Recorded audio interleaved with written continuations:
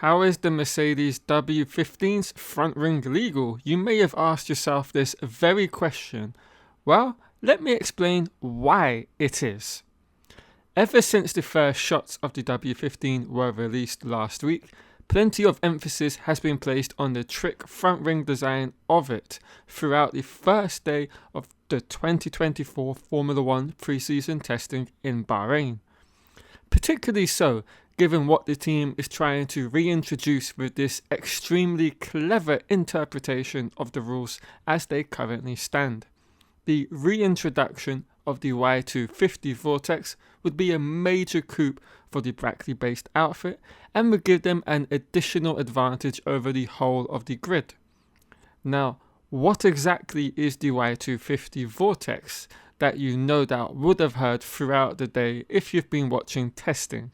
Well, let me explain what that is.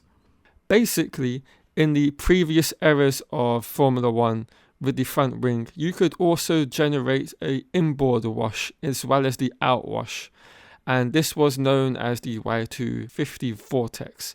And when generated, it influenced the airflow characteristics downstream of the front ring, as seen in the image above.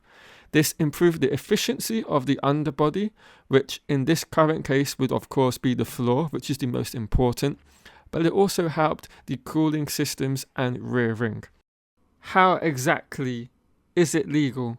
Well, the focus is on a thin piece of carbon fiber that connects the uppermost flap to the nose cone. So we're talking about the shortest ring element on the W15's front wing.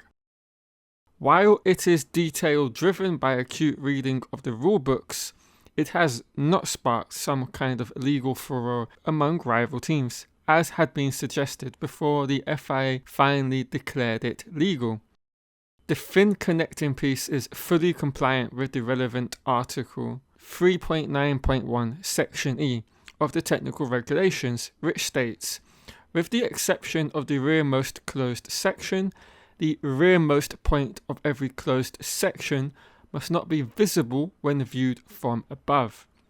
So, in essence, this declares that only the uppermost section of the front ring may have its rear edge visible.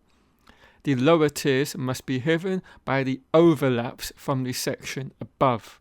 So, for example, the rear edge of the second element on the front ring has to be concealed by the third element from above.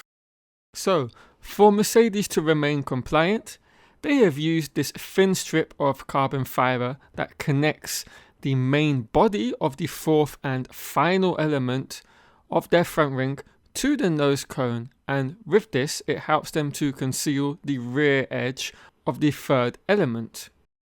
When the FIA was presented with this interpretation, they immediately were satisfied with it and were fully convinced it was compliant with the rules as they currently are written. And so Mercedes had been in contact with the governing body throughout the front ring's creation, contrary to reports that the governing body had only belatedly declared it legal. What's being put on a car is always following a, let's say, exchange with the FIA all through the process, clarified Mercedes motorsport boss Toto Wolff. It's no such thing that you have a clever idea and then you bolt it on the test and you think that could or couldn't be challenged. This is a long process of dialogue that happens over the winter. Mercedes, of course, has attracted attention because of its novel approach, but even the team is not expecting its front ring solution alone to result in a major performance improvement. Essentially, you have to have the whole of the car interacting with this new Y250 Vortex to generate the benefit from it. If you don't, it's basically wasting resources. And while suggestions that rivals were outraged by this design, they are far from the mark. But you could argue Mercedes' interpretation could be questioned for possibly putting the spirit of the regulations at risk. But I will always negate this aspect of Formula 1. There is no spirit of the regulations. It's either legal or it's illegal. There is no spirit of the regulations because this is a sport. We're here to be competitive, to fight our competition, and you're going to take every possible and conceivable minuscule advantage that you can find in terms of lap time over your competition. And this is exactly what Mercedes are doing.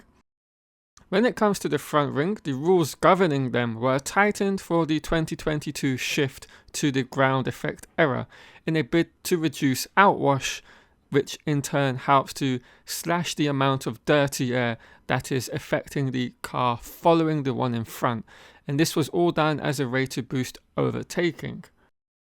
The objective of Article 3 in the regulations is to enable cars to race closely by ensuring that the aerodynamic performance loss of a car following one is kept to a minimum.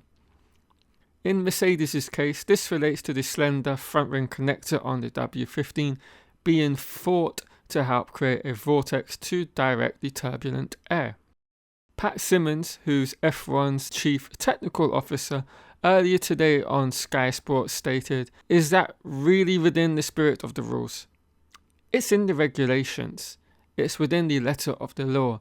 There's absolutely no doubt about it. Is it the sort of thing we want? I think we need to know how strong is the effect." Well, in closing, I think regardless of whether this is the sort of thing you want or how strong its effect is, it is legally written within the rules that they can do this very design that they have done with their front ring, and so there is nothing you can do about it. And so I, for one, am 100% certain Mercedes will be able to run this ring as they are themselves, and we will probably see some of the teams, if they can reap a large benefit from introducing such a design onto their cars, that is going to become a trend we could potentially see in the 2024 season. And I hope for Mercedes' sake this actually does produce quite a big benefit for them, and it helps them to, close the gap to the front runners, as I think that is going to be one of the major problems they're going to face this year. Right, everyone, thank you all for watching. If you've enjoyed the video, leave a like, comment any comments you may have, and I will catch you all in another video.